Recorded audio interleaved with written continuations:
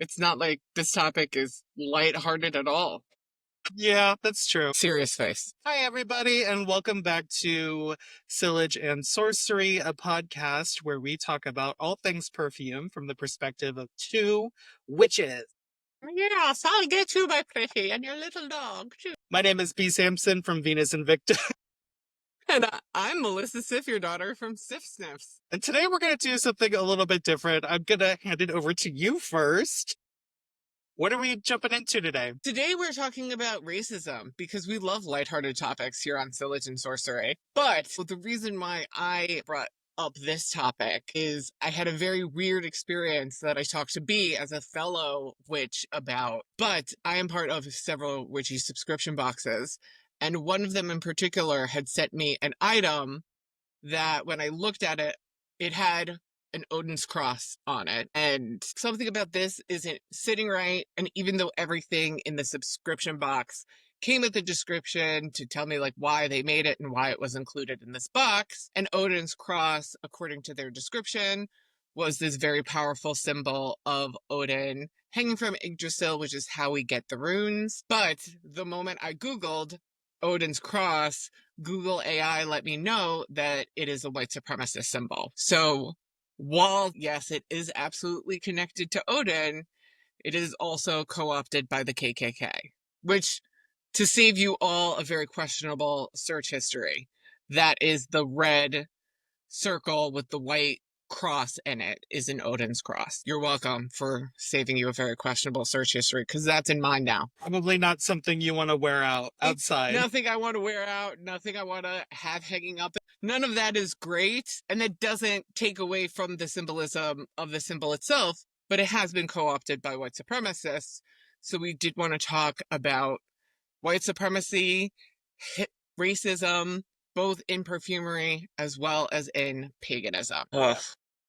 And if this episode leaves you with not feeling good, because this is the second time I'm going to have to mention Nazis, you know, listen to one of the episodes where we make fun of Francis Kirkjan, because that's better. As you can probably tell from my company name, Sif Sniffs, I am a Norse-ass bitch, and a lot of Norse elements have been co-opted by white supremacists. We're going to get into it. We're also going to get into what heathens like myself are doing to combat all of this co-opting by white supremacists.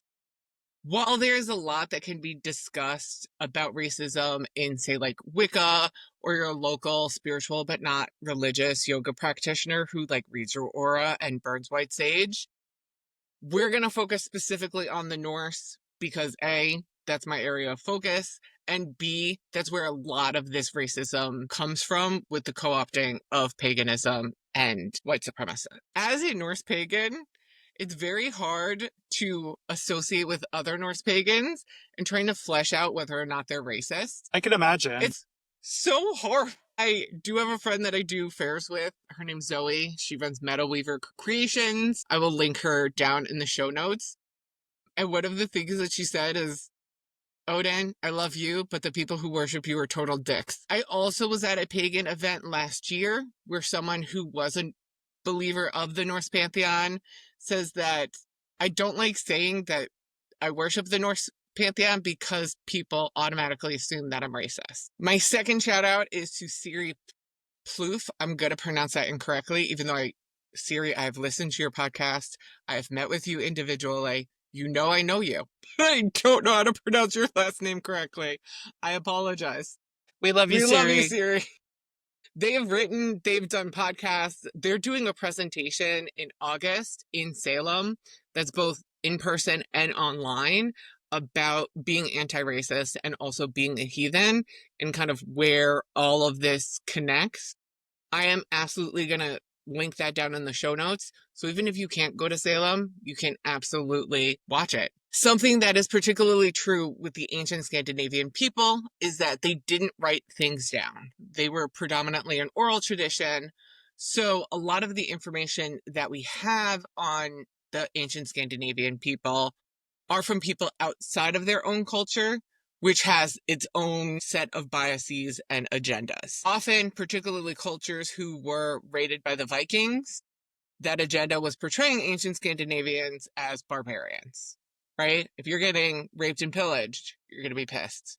And you're going to portray these people that way. Also, from a historical note, the Norse, the Vikings, and the people who inhabited what we now know as Scandinavia were literally there for centuries.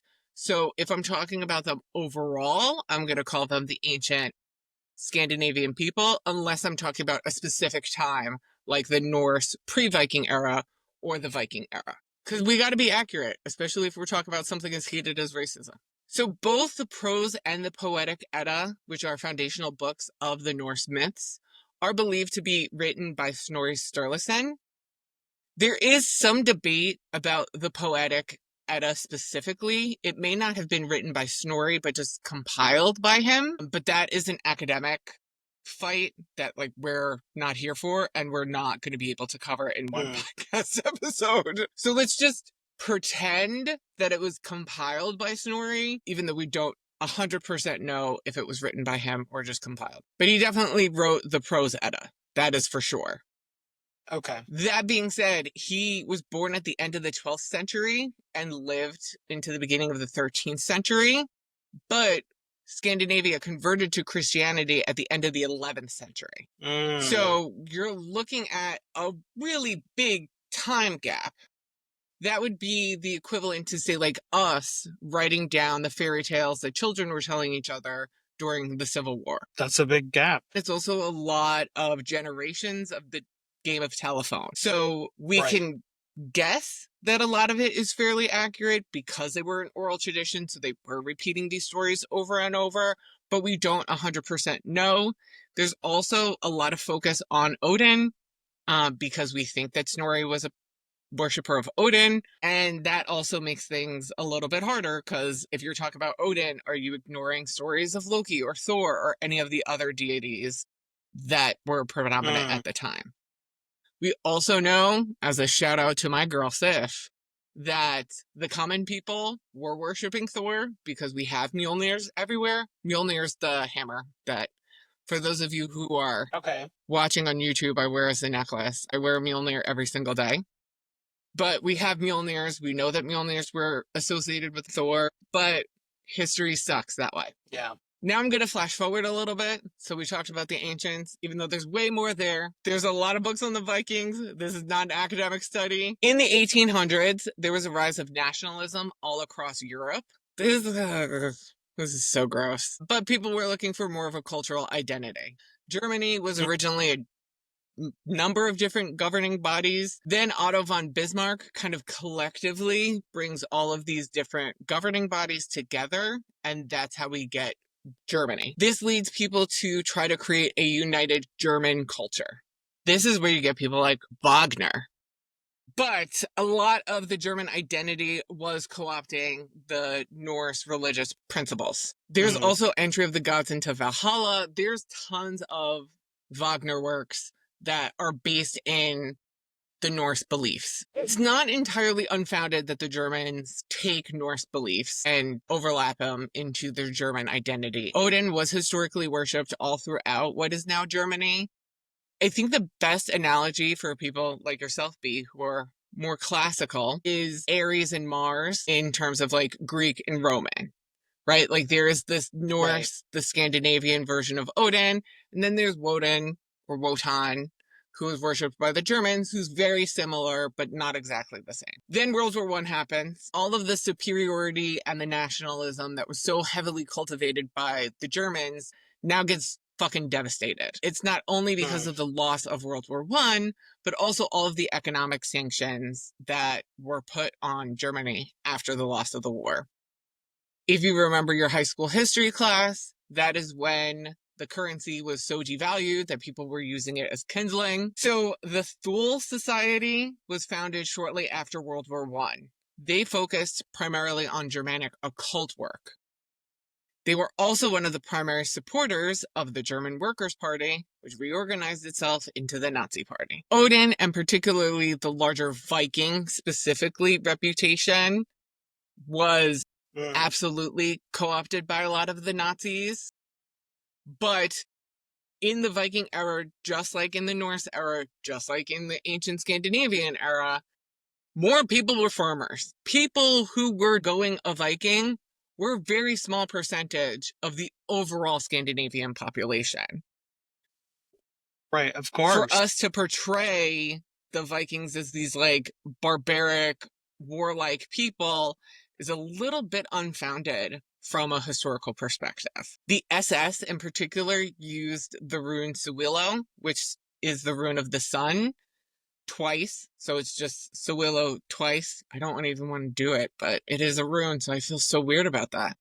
Yeah. But as we've seen in our current political climate, nothing in particular, just because the Nazis got their asses handed to them doesn't mean that their ideas died with them at the Nuremberg trials. Unfortunately. That is like the best bitch slap I possibly could do. Yeah. After World War II, the Odinic Fellowship is founded in the US, which, fun fact, the founder specifically targeted prisons to teach white supremacist beliefs. Wow. Okay, it's all making sense now. Especially if you know, like, just the ubiquity of white supremacist prison gangs and white supremacist exactly. symbols that are tattooed on people in gangs. She specifically targeted prisons to preach the white supremacist beliefs. Stephen McNellan founds the Asatru. There's also Isatru. I have seen it pronounced a bunch of different ways. How is it spelled? Asatru. Asatru. Yes. Yes. That's how I say it. Yeah, it's interesting. There's so many different ways to say it. And I think that that's an overall conversation that we could have about Norse stuff, is that it was oral. So how are we going to say that how you're pronouncing something is or is not correct? Right. The AFA, or Asatru Free Assembly, establishes this idea of metagenetics, stating that culture can be passed down from your ancestors and then onto your descendants. So unless you were of Scandinavian heritage, you can't lay claim to any of the Norse beliefs. The Free Assembly gets dissolved and then gets rebranded as the Isatru Folk Assembly. So if you see any AFA or Asatru Folk Assembly, stay clear away. Asatru stands for a combination of As from Aesir and True, which is the correct way to practice. That being said, going into more modern times, there is a current movement of anti-racist heathens, much like myself. For me personally, and for a lot of the other anti-racist heathens that I have spoken to, if we were looking at the actual legends that we have from a historical Norse beliefs, like the historical Norse belief system, Odin breathes life into all of mankind. There is no race, which wasn't a concept. There is no preferred group. One of Odin's epithets is Allfather. He's not the Sumfather. He is not the White Father. He is the Allfather. And Allfather means all. So by saying, even for the Asatru, that they're worshipping correctly, they're literally going against the tenets of what the actual Norse people believed and what is literally written in our creation story. So our foundational beliefs and practices that are outlined in the Havamal, when you're a racist bitch, you are going against them. So you clearly have learned nothing. Not that that is unique to Norse beliefs at all, if we're being completely fair. True. This brings me to one of my favorite concepts in Norse mythology and religion, which is the Innengard and the Utengard. So Innengard means within the enclosure, and Utengard is beyond the enclosure. So you have Frith, which is peace and security, with your Innengard, but you do not have it with your Utengard. Some translations of it is that your Utengard is like the wild unknown, and then your Innengard is like the civilized society. But for the most part, your Innengard was like your family, your kin, the people who were the closest to you. Whereas, say, a random stranger on the street, you're not going to invite into your house for tea. Right. And with Frith, Frith is people bound to not harm each other, even in disagreement. Right? So I can have Frith with, say, like you, or Frith with my husband, that regardless of how pissed off I am at him, I might not punch them, even though I've wanted to. Right. Another saying that a lot of modern heathens have been putting on themselves, putting on their person, be it a bag or a booth at a fair, is no frith with fascists. I personally don't have it yet, but I do like the idea of having something that says no frith with fascists, particularly to let people know you can fuck all the way off if you're a racist. Yeah. There still is a large amount of co-opting of Norse symbols within white supremacist circles. So for things like Suwilo, sometimes people use a different version of Suwilo in order to kind of stay away from the SS symbol. So as always, I suggest that you proceed with caution and do your research before you engage, both within the larger Norse community. As a bitch that's part of it, proceed with caution for sure, or wear any of our symbols, which fucking sucks, but it's absolutely necessary. Yeah. Siri is definitely a good source of information on the subject too. And that's one thing that I found actually by working for a bookstore, as long as that I have, is that you really have to be careful on who is a racist author and who's not when it comes to Norse paganism. Yeah. And unfortunately, too, something that's happened to me a lot is you don't know until like after you buy the book. They obviously aren't going to put it in their preface or in the blurb on the back of the book. So it's not until you get 50 pages in that you're like, oh, fuck, I just supported a racist piece of shit, because you can't get that far in your local occult bookstore, even if you wanted to. That's why it's important to do research beforehand. But even then, sometimes if they don't have it publicized in a way that's like overt or, yeah, it's difficult. You really have to pay close attention. The occult to fascist pipeline is real. And it sucks that we have to have this conversation. Yeah. It's important though. Don't be a fascist. Punch a Nazi. Don't be a fascist. No frith with fascists. I love that. That would be a cool sign to have for sure. Now passing it over to you, B. So let's keep talking about uncomfortable things because it's important. So do you know that feeling when you walk into a department store and you spray perfume on your wrist and you think, wow, this smells so good? But then you read the label and it says something like Oriental Mystique or Sauvage, and suddenly that gorgeous scent feels like a little complicated? It's because those words aren't marketing. They're loaded with history. Colonial history, racist history. And today we're going to unpack it. And the language, the branding, even how smell itself has been used to oppress people. Let's start with the word Oriental. If you've ever shopped for perfume, you've seen it. Oriental florals, Oriental spices. It sounds fancy, right? Like even exotic. But here's the thing. Oriental isn't a scent. It's not. Quit using it. And Sephora uses it.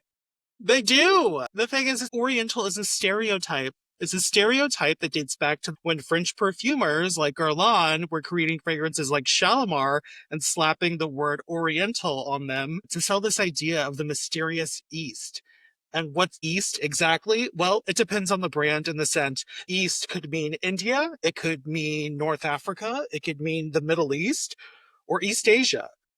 Because to Western perfumers, all of those cultures were just interchangeable. Just this vague, romanticized other, if you will. But here's why it matters, though. When we call a perfume Oriental, we're not talking about the ingredients. We're not talking about anything other than a fantasy. It's a fantasy that reduces dozens of distinct cultures to a single marketable trope. For example, if someone made a fragrance called African Dust or Latin Heat, you'd immediately feel how reductive that is, right? And I also feel like there's definitely some place that has Latin Heat and African Dust, unfortunately. Oriental has stuck around for decades. Perfumer like Yash Han have called it out as fake marketing work. And finally, in 2021, Fragrances of the World Guide has removed it from their classification system. For more information on this damaging practice and how we see it in movies, music, advertising, cosmetics, and yes, fragrance, check out Edward Said's foundational text, Orientalism. in which he explains that Western depictions of the East, the Orient, are not objective truths, but constructed fantasies shaped by colonial powers to justify domination. These stereotypes, exotic, backward, irrational, reinforce Western superiority while erasing the real diversity and agency of Eastern cultures, religions, and people. But the question remains, though. The same with us, right? Like, the same thing I was talking about in the North section. Most of them were farmers, right? Most of them were Thor worshipping farmers. They were not going a Viking. So to portray them as these barbarians is such a misnomer, but you do it, not you.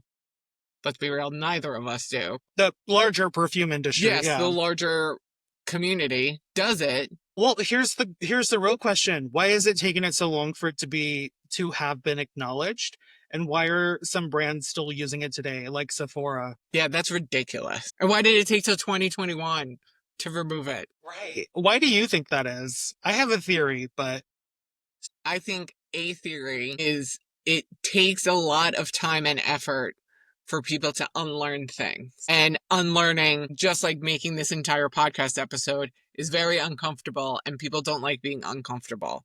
And they don't want to be part of the problem. But unfortunately, in order to not be part of the problem, you have to acknowledge where you are part of the problem. That's a good point. I think it's because the perfume industry loves nostalgia. They love this idea of like timeless elegance, right?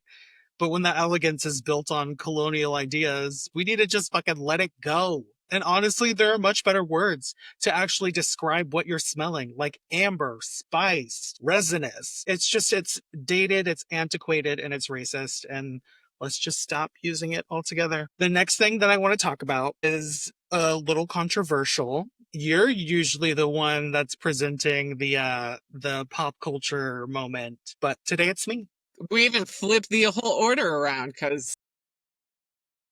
Exactly. I want to talk about Dior Sauvage and Johnny Depp. So Dior Sauvage / ex Johnny Depp campaign came out in 2019. Do you remember anything from it or anything about it? I remember it was everywhere. That was when I was living in New York, and like you couldn't go to a single subway stop without seeing Johnny Depp in blue and just water everywhere. Yeah. So the name Sauvage is French for savage, a term tied to colonial violence against indigenous peoples. Dior worked with native consultants for the ad, but it still reduced indigenous culture to a backdrop for Johnny Depp, a non-native A-lister, while selling a $150 perfume to wealthy buyers, profiting off of native imagery while real indigenous communities face poverty. Yeah, the campaign is basically Johnny Depp on like a guitar, and then there is a native person doing like a war dance in the foreground. The campaign felt like old school exploitation dressed up as inclusion. Consultants, for those of you that are listening who are in the perfume industry, consultations do not equal justice, especially when you consider the name of a fragrance in reference to the images being shown. We can say the same thing about The Craft. What do you mean? The Craft and Practical Magic both had a pagan consultant. I think for both it was Wiccan specifically, but both of them had a Wiccan consultant. I know it was Starhawk for The Craft. Neither of those movies is 100%. I mean, I love both of them, and both of them are reasons why I'm a witch now, but they're not accurate depictions of what witchcraft really looks like. If you're going to be doing this, like, okay, so how much of your proceeds that you're making off of this perfume are you donating to these people, to nonprofits that help like clean drinking water be provided? You know what I mean? Or even too, I think if you're sourcing your ingredients, are you sourcing them ethically, and are you engaging in fair trade? Right? A lot of these terms like Orientalism, which fucking sucks, but is because these ingredients are from everywhere, let's be honest, east of Western Europe. If we're Yeah. getting it from any of those other countries, are we sourcing them ethically? Are we engaging in fair trade? Are we paying them the equivalent to what we're using it as for $150 a bottle? But what's wild though is that like this is just one instance of this with one brand and like but it goes deep. It goes deep, y'all. Like Sauvage is an alum. Think about YSL Opium, its tasseled bottle that fetishizes Asian aesthetics, or Tom Ford's Tobacco Vanille, which glamorizes the colonial tobacco trade. These perfumes are everywhere, and they're making billions off of stereotypes. So I have to ask, of course, at what point do we stop giving them a fucking pass? I mean, I don't have any of those brands. I have Shalimar, but that's it. And the last thing that I want to talk about is olfactory racism when smell is a weapon. Racism in perfumery isn't just about bad marketing. It's also about how smell itself has been used to dehumanize people. And this is where things get really uncomfortable. Last year, for those of you that remember, a scholar completed her PhD thesis titled Olfactory Ethics, The Politics of Smell in Modern and Contemporary Prose. When she proudly shared her work on Twitter, she was like holding her thesis. It went viral, but for all of the wrong reasons. It amassed around 120 million views, sparking outrage from people who deliberately misinterpreted her research. As she explained, quote, the title received criticisms for those who are willfully misrepresenting the nature of the research. Smells are racist became a misguided refrain, end quote. One critic even reduced her life's work to claiming it argued that not liking body odor makes you racist, a gross oversimplification of her actual findings. In her thesis, she explains how smell isn't just a sense, it's a tool of power. Think about it. Who gets called dirty? Who gets called animalistic? Who gets reduced to their scent? It's Black women, it's poor people, and it's immigrants. For instance, in The Road to Wigan Pier, 1936, George Orwell, he states that the real secret of class distinctions in the West can be summed up in four frightful words: lower classes smell. Orwell proceeds to unpick that harm that this kind of messaging causes and how we might combat it. And in Toni Morrison's novel Tar Baby from 1981, which is set in present day, one of the protagonists uses these racist associations, stating, I know you're an animal because I can smell you, to a Black female character. And in the film Parasite, a working class man overhears employer say his smell crosses the line, which the director specifically describes as the moment when the basic respect you have for another human being is being shattered. When you convince people that someone smells bad, you no longer have to treat them like a person. It's the number one thing that people say about homeless people.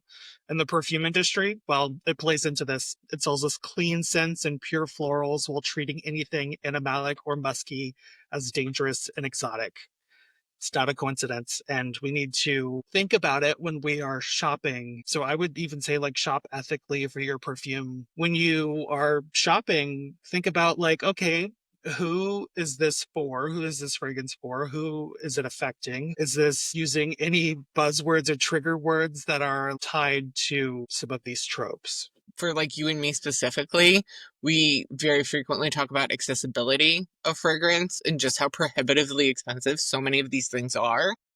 Yes. And I Yes. think that that also plays into this class distinction with fragrance, which was something I, as a brand owner, never want to perpetuate.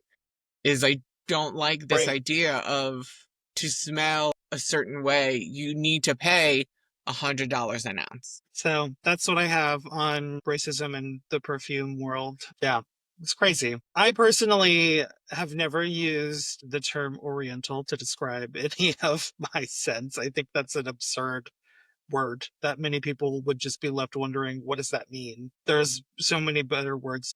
People at fairs for me, I don't know if you experience the same thing, but everyone says that they want something musky and nobody knows what it smells like.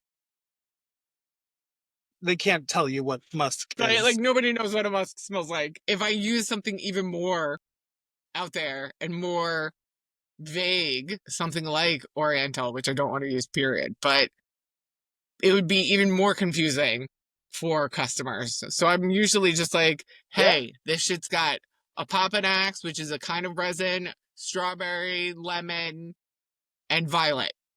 Take it from there. Odds are you probably know what at least 3 of those smell like. Do you remember the PhD thesis controversy on Twitter? No, but I try to avoid Twitter at all costs. It was crazy. The amount of people that were just like dragging her and like talking shit clearly don't understand anything about this. You're just seeing racism smells and then making an assumption on what she's trying to talk about. Like, at least read the abstract. As a person who fucking Right. worked on a PhD, at least read the abstract. You can get so much out of Read the fucking the abstract. goddamn abstract. Not the title. The title doesn't really tell you anything. Well, I wanted to read her thesis for myself, but you have to, I believe it's under embargo from the college, so you have to request access through them. This is something that really interests me. I have a book, I forget the title of it, but it basically talks about like scent and what we classify as foul smells and why, and whether or not that's linked to like ancient memory or if it's something that we're taught and socialized to understand. It's interesting case studies done about how like really we don't have any interpretation of what a bad smell is until around the age of 2 when we start understanding these concepts. For me personally, in terms of scent, is that because scent is the number one trigger of memory, there's so many smells that I'm sure other people would say are atrocious. My dog will never smell bad. His puppy breath will never smell bad. He cannot have a bath in like the last 2 weeks or some shit like that, and I will still think he smells good because he's my puppy, right? Like, Yeah. and I had the same thing with my cat. And to be honest, my husband, although I should not put those two things in the same category. But things that I love are always going to smell good to me, even if they're sweaty. Yeah. And I think that that's also something we need to kind of walk away from, is just because it's not fresh and clean doesn't mean that it smells bad. We are the ones giving the judgment over it. Right. Or if it's an unusual scent to your palate, doesn't mean that it's a bad smell. I don't know. That's a thing to think about when it comes to scents. Is just because it sucks to you doesn't mean it sucks in general. Right. Well, that was an episode. That was a very uncomfortable episode. Sillage and Sorcery is produced by Melissa Sifjardóttir and B. Sampson. Research conducted by B. Sampson and Melissa Sifjardóttir. Our logo design was by B. Sampson, and it was edited slightly better than last time by Melissa Sifjardóttir. If you would like merch, links to our brands, anything like that, you could check us out at www.sillageandsorcery.com or at the link in our show notes. Both me and B are doing a ton of fairs this summer, so check out our event schedule on either our websites or on social media where we post, where you can see us in person, smell some stuff in person, because we love to see you guys. I love meeting real listeners in person because I feel like it's so digital and not IRL. Anyway, on that note, we will see you in the next one and love you. Bye. Bum bum bum bum bum bum bum bum bum bum bum bum bum bum bum bum. It's going into the end when we're silly gooses.